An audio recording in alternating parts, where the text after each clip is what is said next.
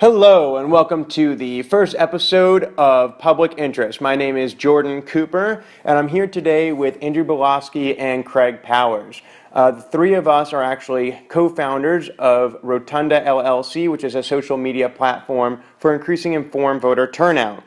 The reason that we're here today discussing a podcast called Public Interest is to reach out to politicians, advocates, activists, and other ethical-minded, interesting individuals in the community who have done something to advance the public interest.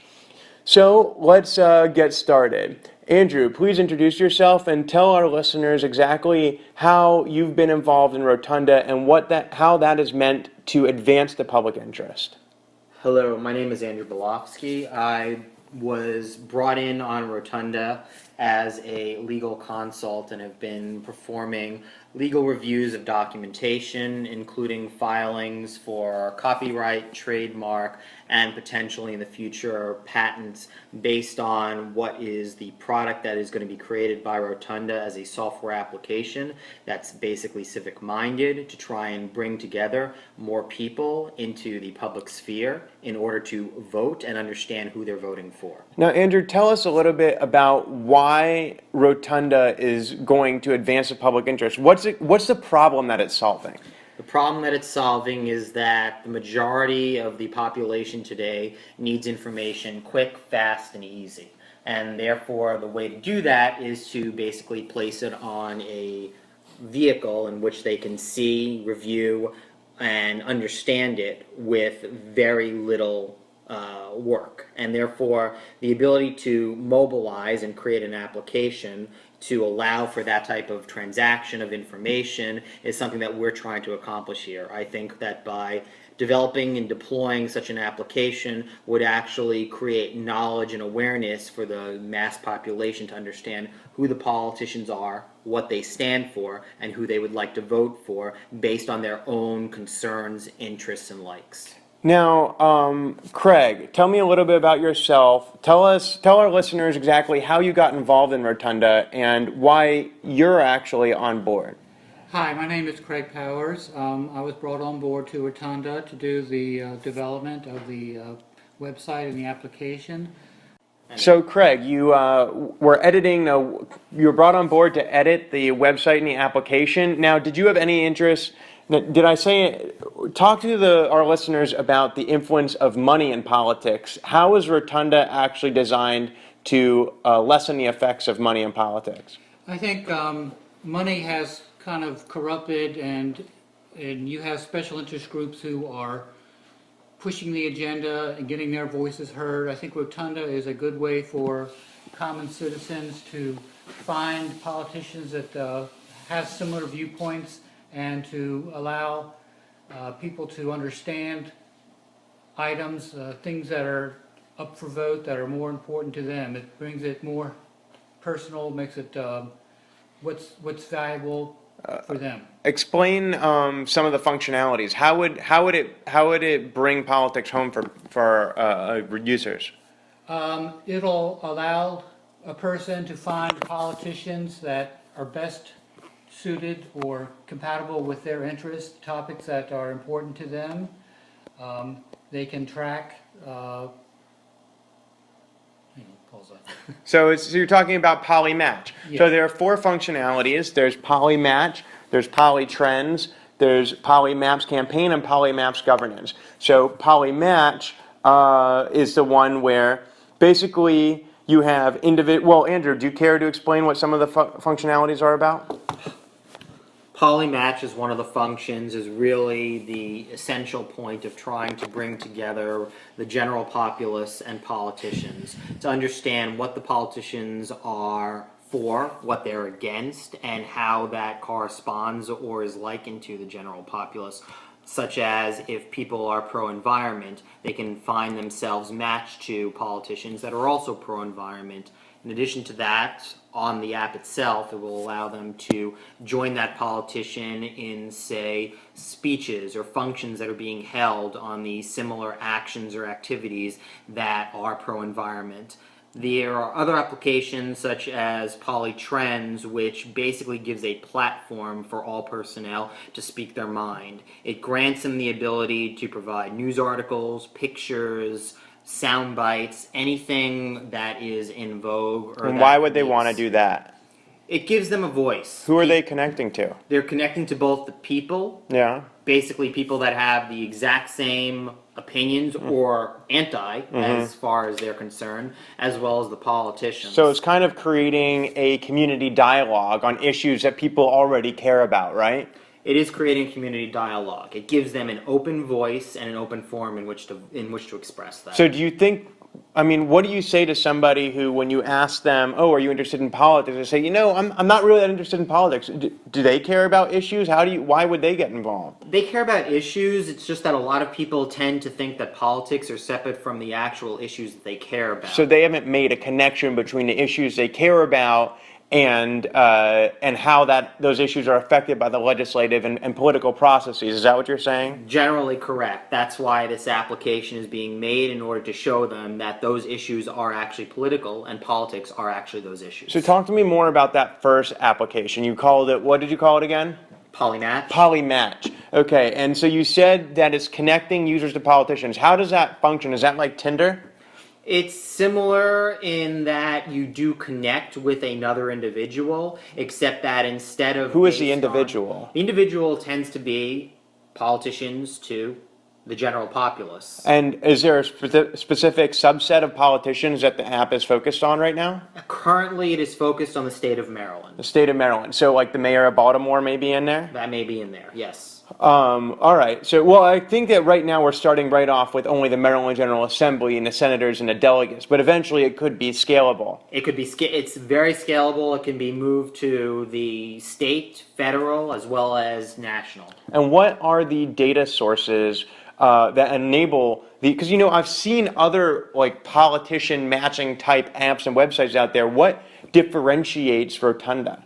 The differentiation between Rotunda and all the other applications that are out there is that Rotunda actually has connections to these politicians. And what do you mean by that? What are the data sources? What drives a connection? First of all, how does a user get connected to a politician, and why is that different? A user gets connected to a politician by the fact that they have similar ideals, likes or dislikes, in which creates that connection between the individual and the politician.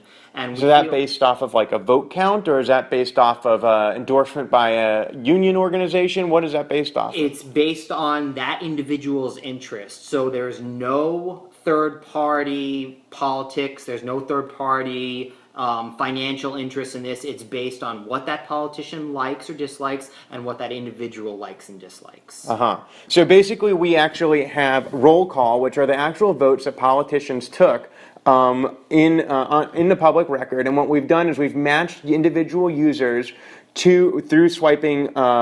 Basically, there's a statement, an issue statement. Say, I support same-sex marriage. Okay, so if I say yes, I support same-sex marriage, then what happens is I'm matched with all politicians who voted yes in 2012 in the Maryland General Assembly and the public record in favor of marriage equality in the state of Maryland. And then you have that on multiple different subjects that are nested within 5 different categories. That's going to be social, economic, and you have environment and education and a few other categories. We even have one called fluff for more biographical information that's less policy driven. If you say I support unions, maybe instead of a vote on a particular union, it was actually the endorsement of AFSCME or AFL-CIO, or not, or no endorsement, in which case it would drop. And as you answer more questions, you get a more refined list of matches to elected officials in the Maryland General Assembly. Now, these matches are not only objectively determined, but what happens is that the matches are objectively determined, and there are 50 questions that you can start off with, and you don't actually have to answer all 50 or 10. Our competitors actually, they'll require you to answer 10, and they won't tell you what the data source is, and then you'll have to go and answer 10 in a row, and you won't know exactly why you're matched. But here we're transparent, and so that's Polymatch. And so we feel like it's scaling a campaign meet and greet.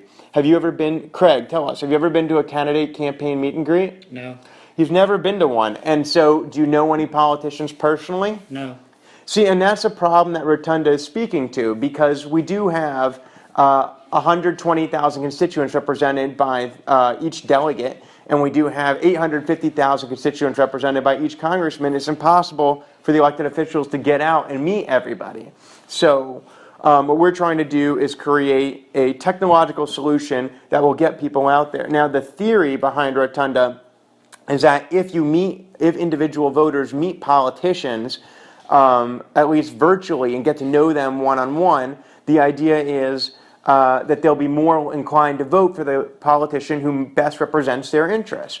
So then when election time comes and a competitor of that politician comes over and says, oh, vote for me, and I'm going to spend a few $1,000,000 on television ads and radio ads and direct mail and paid canvassers, what's going to happen is I'm going to still vote for the guy who I felt best connected to, and I'm not going to be influenced by the big money. That happens on a population level over a long period of multiple election cycles. Then the guy who spends the most money doesn't necessarily win because he's not actually buying as much influence with the money. That's how we're going to diminish the influence of money in politics. So we were just discussing poly-match, and we went into poly-trends a little bit, where users are connecting to each other. Now, there's two other functionalities as well. Andrew, could you explain those to me? There's Polymaps Campaign. What does that one do?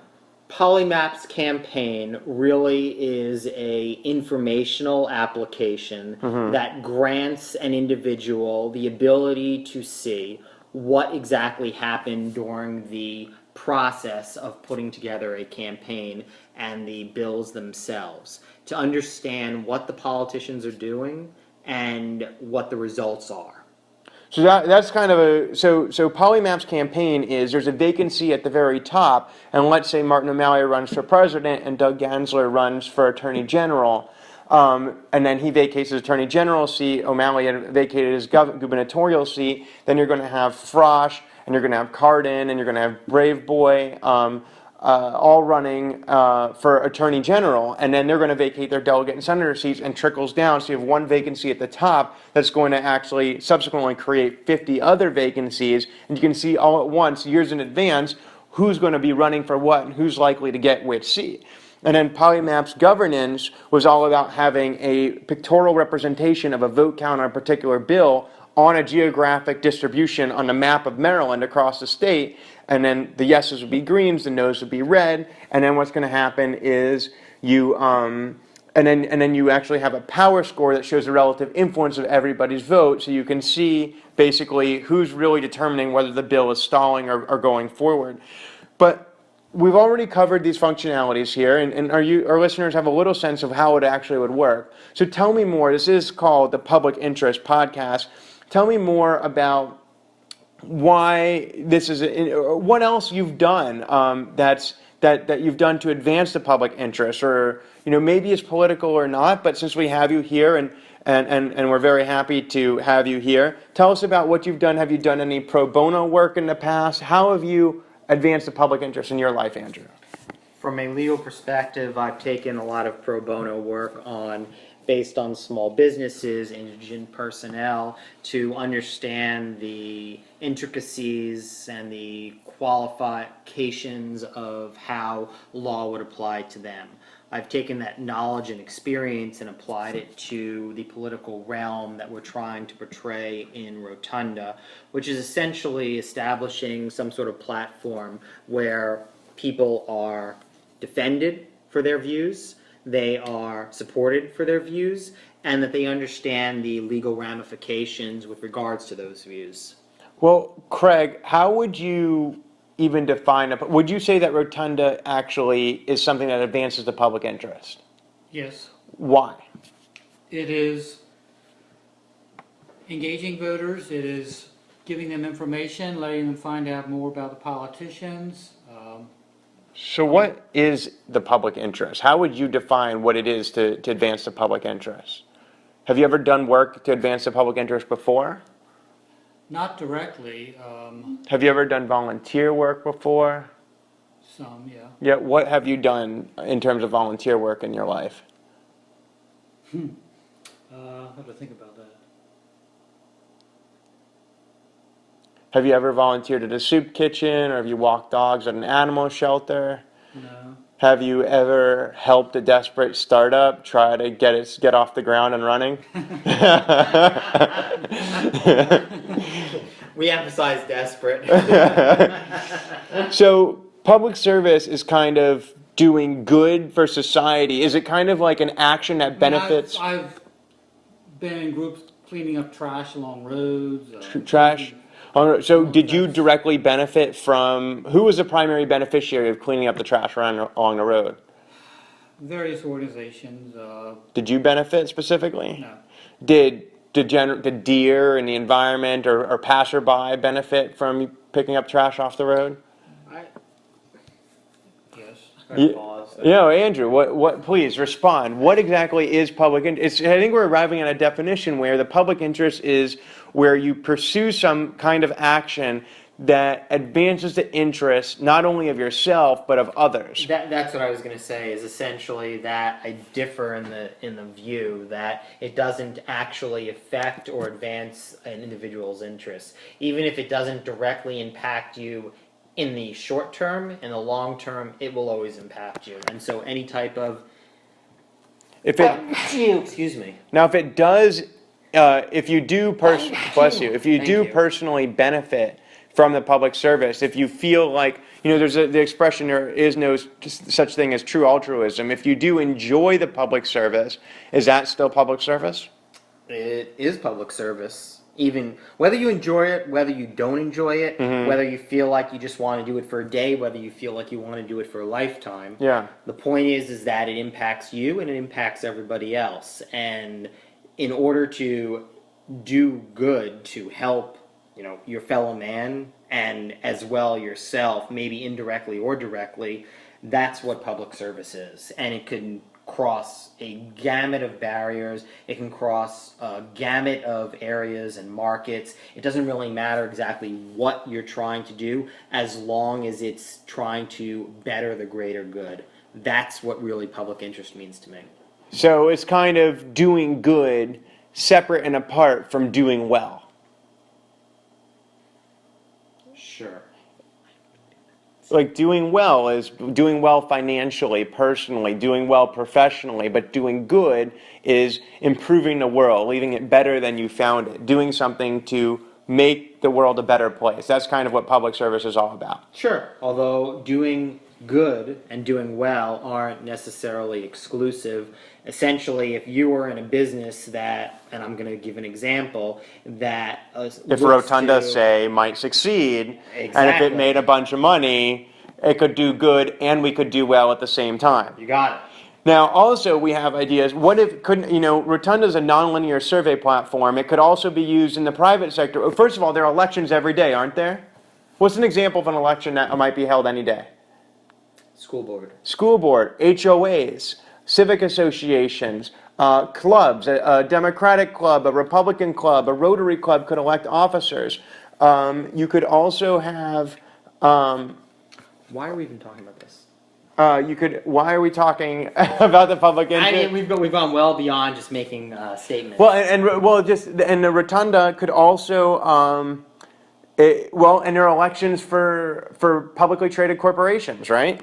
And so publicly traded corporations, they have elections for their board, and nobody knows who the board members are, and you have millions of people around the country. Any shareholder can vote. So if any shareholder can vote, maybe Rotunda could be used for election of the board of governors for you clearly didn't Goldman do a debate, Sachs. Ambassador, did you? And so I think we could be profitable in that way, renting out the platform. So we could do good and well at the same time. You could. All right. Well, I think we've reached the conclusion of this first podcast. We appreciate your time, listeners. Thank you so much for listening to this first installment of Public Interest Podcast.